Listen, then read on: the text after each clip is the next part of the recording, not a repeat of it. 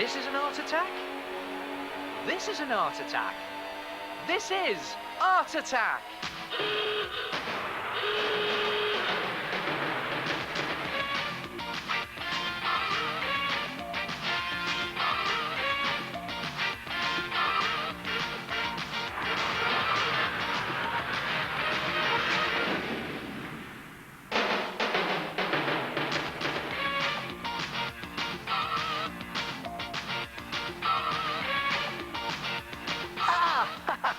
Hello there. Hey, listen, do you fancy a quick game of noughts and crosses? Well, forget the boring old pencil and scrap of paper.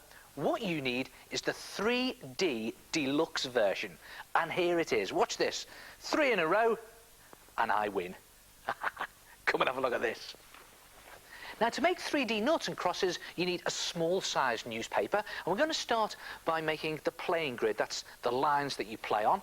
And you need to take one sheet of your newspaper and close it, and then roll it up from the bottom to the top in a nice, tight, neat roll, like that. So you've got a paper tube.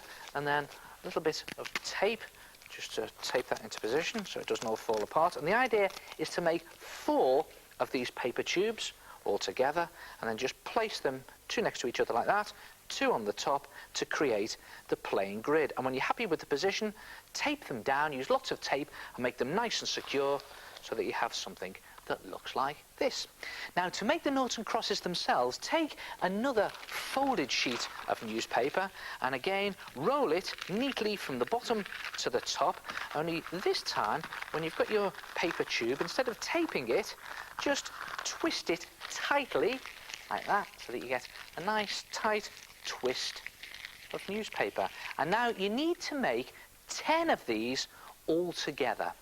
Now, for the crosses, take one of these twisted pieces of newspaper and just measure it up with the middle square on your playing grid and just trim it so that you have a little bit that fits inside that square, and then another piece across like that that also fits inside that square, and then just put the 2 of them together and tape them into a cross. And there it is. You need to make 5 crosses all together.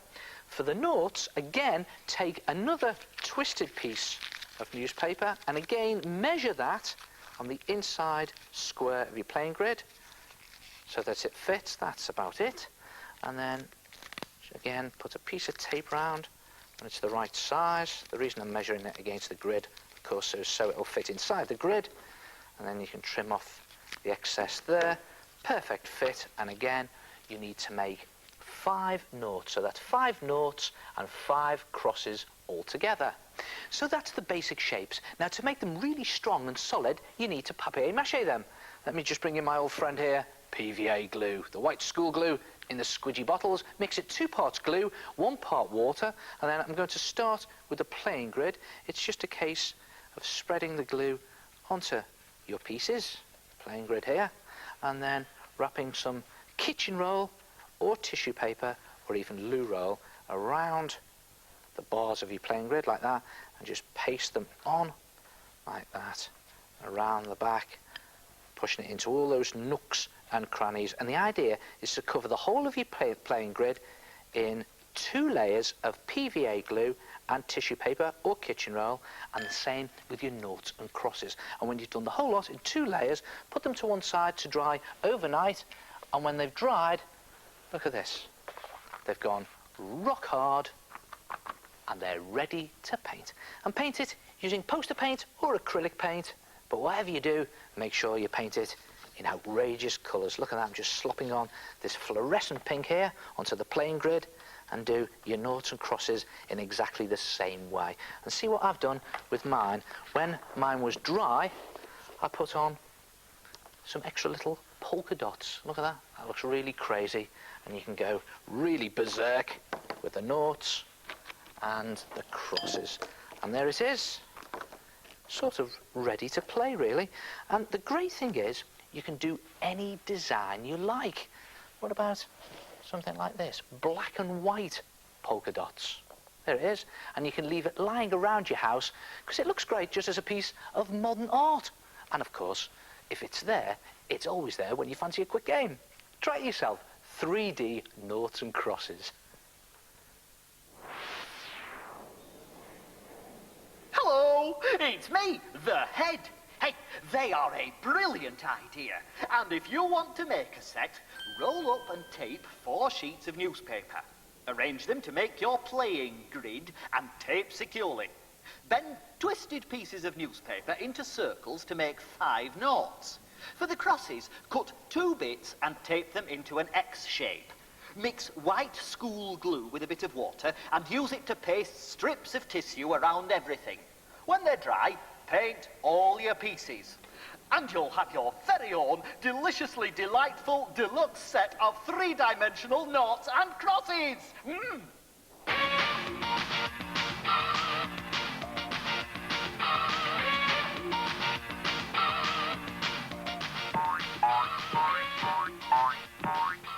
Do you know what I love? I love it when you get to see behind the scenes on film and TV sets, especially spooky ones.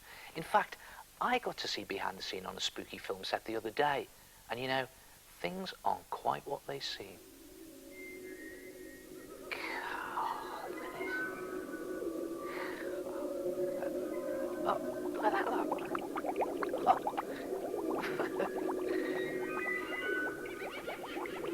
What's this? Gone to lunch. Oh. Yeah.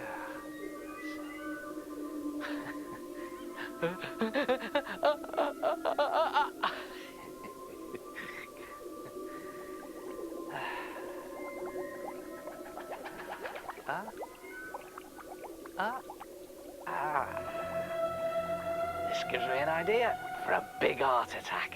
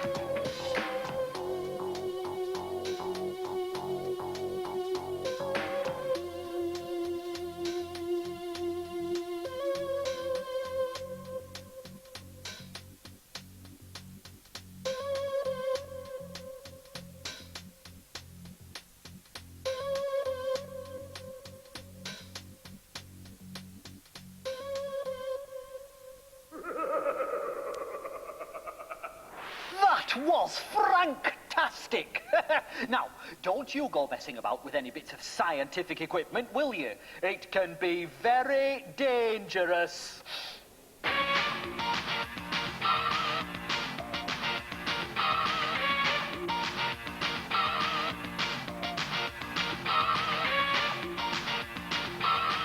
Have you got a set of these watercolour paints? But does your water always end up looking like this? And your pictures end up looking like this, a complete splodgy mess. Well, believe it or not, watercolours are one of the hardest art materials to use. Many times I've ended up with a complete mess like this because it's all run out of control. Well, here's some tips on how to get good results from your watercolour paints. First of all, draw a sketch on nice, thick drawing paper. Watercolours work best on thicker paper. And when you do your sketch, just do the outlines and the shapes. You don't need to put in any detail. And when it comes to mixing your paint, just mix it with water in the lid tray of your paint box. And if you haven't got one of those, then you can always use empty yogurt cartons that you've washed out. Now, the technique to watercolour painting is just simply to brush on the paint onto the paper and keep that wash going as quickly as you possibly can. Just keep it going down your paper like this, and try not to go back on yourself. Even if you miss a bit, just keep going and you get a nice smooth wash.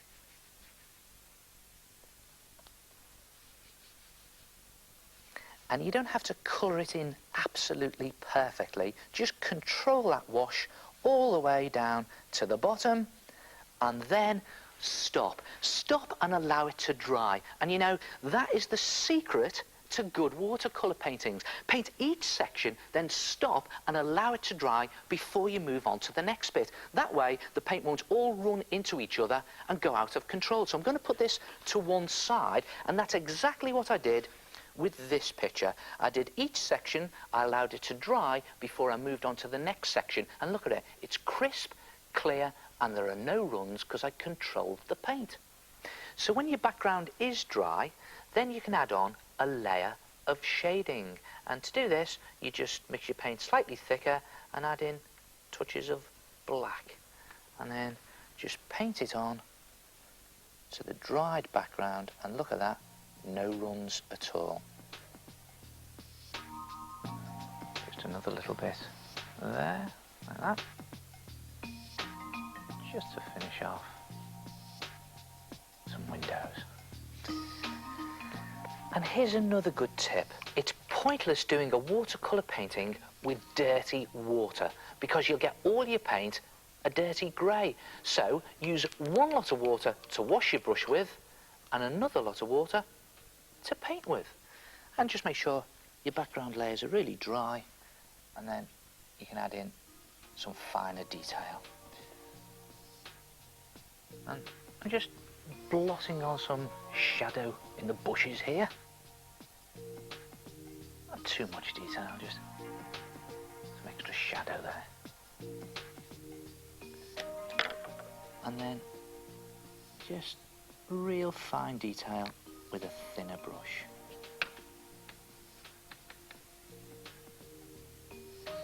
There.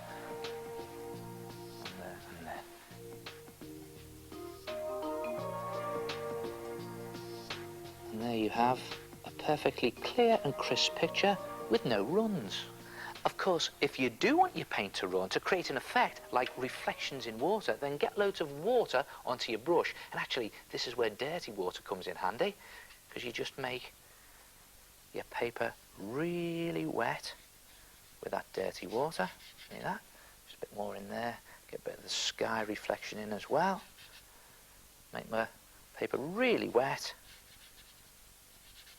And then just start to put in some darker reflections. So here we go, let's try those trees. Yes, look at that. The paint's really out of control, running everywhere. Different colour.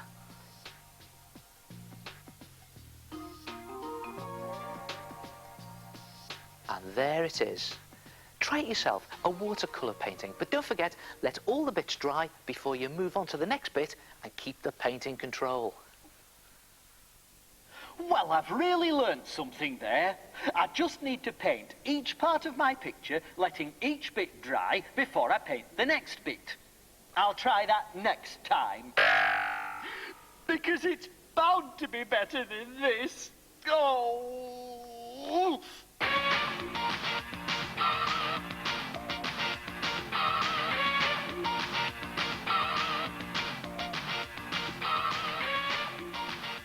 Hi, I'm Emma and this is my swan picture. I made the swan out of black paper and using squares, triangles and rectangles. This is a technique called tangram. I placed the swan on a pink marble background to make it show up brightly. Hello, my name is Philip and I have done this picture on the computer. I chose navy blue as a background. I then drew some little yellow chips to go on top. I then repeated the pattern across the page. Hi, I'm Rebecca and I painted a simple pattern. I did black lines out from the middle of the picture and to make it eye-catching I painted lots of squiggles, star shapes and spots. Yeah, great art attacks. And do you know what? That pattern has given me an idea. Here's a challenge for you. See if you can create a never-ending line pattern using a line that never ends. Try this. Take a piece of paper and just draw a line across the middle of it, and then suddenly change direction, and then suddenly change direction again and go back on yourself. Change direction again, go back on yourself, and then change direction again and go up there. And the idea is to just build up a pattern using a line that never ends. And you can draw short lines like that, or longer lines. You can even draw like square boxes like this, but just keep it going and see if you can keep the line as close to itself without actually touching. In fact, there are rules to this game. You mustn't let the line touch itself. You mustn't get trapped inside your own pattern. Ooh, watch out, there we go. And you mustn't stop. In fact, the only reason to stop is to change colour. And you just pick up again where you left off with that never-ending line. And again, just keep the line as close to itself as you dare to go. Keep changing direction. Go back on yourself. You could even wrap the whole thing around itself like that. And then stop and change colour. And just keep going. See if you can fill in the whole of that piece of paper with a never-ending line. And gradually, you'll build up this crazy never-ending line pattern. Good effect, isn't it? Now you can do a straight line never-ending line pattern like this one, or you could try a curved line never-ending line pattern, but the rules are the same. You just, this time, draw a curved line and then suddenly change direction and go back on yourself, change direction again, go back on yourself. But just this time you're building up your pattern out of curved lines, big curves, small curves like that. But the idea is to keep that line as close to itself as possible. In fact, you could even challenge a friend to see who can keep theirs going the longest. But again, you mustn't let the line touch. You mustn't get trapped inside your own pattern, and you mustn't stop, because if you do stop, you've lost. Not to worry, pick up a different colour and just continue your never-ending line pattern. Completely cover the page. And there you have a curved never-ending line pattern. Great fun to do and so simple. And you can do them as big as you like or as small as you like. And you can even use them to decorate things with. There's an exercise book and there's a greetings card. Try it yourself. Never-ending line patterns. See how long you can keep yours going for. And I'll see you next time. Ta-ra!